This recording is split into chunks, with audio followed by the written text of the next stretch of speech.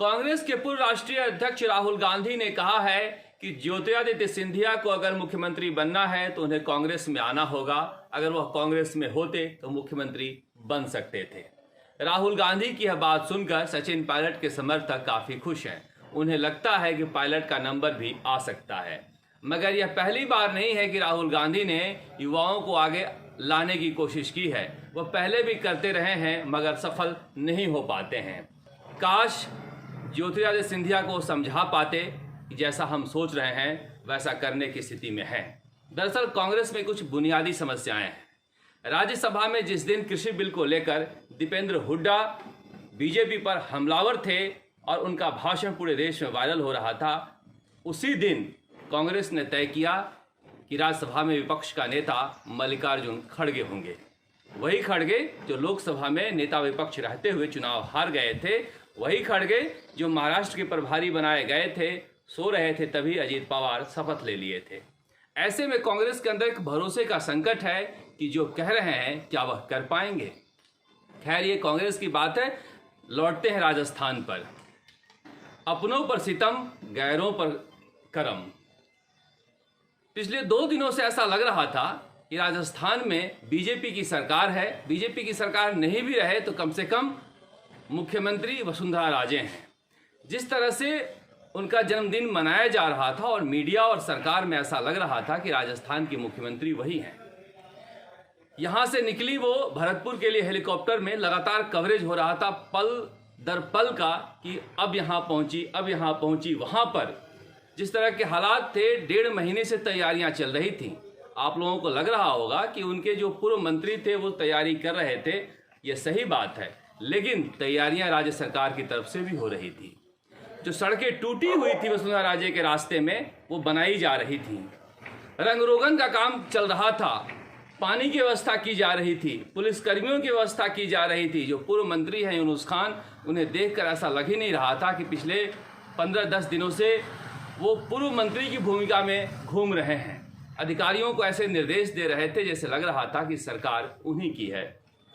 Collector और SP पूर्व मुख्यमंत्री की तैयारियों में इस तरह लगे रहें, ऐसा पहले कभी देखा नहीं गया था। उसके बाद वो जन्मदिन मनाकर लौटी धौलपुर, तो वहाँ भी रिसीव करने के लिए कलेक्टर और एसपी पहुँचे थे। तो समझा जा सकता है कि वसुंधरा राजे को लेकर मुख्यमंत्री अशोक गहलोत किस तरह से व्यवस्था करने में लगे हुए थे। कुछ लोग कह रहे हैं कि ये तो बर्थडे गिफ्ट हो सकता है। अशोक गहलोत बड़े दिल के इंसान हैं। कुछ लोग कह रहे हैं कि ये रिटर्न गिफ्ट भी हो सकता है। वसुंधरा राजे ने 2 दिनों में अपने आप को एक बार फिर से राजस्थान की राजनीति में स्थापित करने की कोशिश की है, लेकिन ऐसा लग रहा था कि कुछ टूटा हुआ सा है। बड़ी संख्या में विधायक पहुंचे, सांसद पहुंचे, ये उनकी ताकत को दिखाता है, लेकिन बीजेपी में इसके भरोसे राजनीति नहीं चल सकती है। जिस तरह से वो भाषण दे रही थी, ये भी कहा जा रहा था कि जेपी नड्डा से कहा गया था कि वहां पर कोई भी भाषण का कार्यक्रम नहीं होगा, लेकिन लगातार 2 दिन वो भाषण दी है। लेकिन भाषण में एक बार राम मंदिर बनाने के मुद्दे पर प्रधानमंत्री का नाम ली है, उसके बाद किसी भी तरह के भाषण में प्रधानमंत्री नरेंद्र मोदी का नाम नहीं लिया गया है। अपने राजकाज के काम का उल्लेख हुआ है। गहलोत सरकार पर हमला नहीं बोला गया है, रस्म अदायगी की गई कि गहलोत सरकार को उखाड़ फेंकना है। इसके अलावा सरकार के खिलाफ भी बहुत ज़्यादा हमलावर नहीं रही। सबसे बड़ी बात जो लोगों को वहाँ कमी खली कि कृषि बिल जैसे मुद्दे पर, जहाँ पर बीजेपी फंसी हुई है, अपने जनाधार वाले नेताओं के जरिए कोशिश कर रही है कि लोगों के बीच जाएं और समझाएं कि कृषि बिल उनके लिए अच्छा है, और पार्टी के तरफ से निर्देश भी दिए जा रहे हैं। उसके बावजूद कृषि बिल के मुद्दे पर वसुंधरा राजे खामोश नहीं। वसुंधरा राजे अपने अलग मिजाज के लिए जानी जाती हैं। उन्हें कोई बुलवा भी नहीं सकता है, क्योंकि सबको याद है आज तक नोटबंदी के पक्ष में उन्होंने कुछ भी नहीं बोला। अगर नहीं बोला तो नहीं बोला। वसुंधरा राजे इसी तरह की राजनीति के लिए जानी जाती हैं।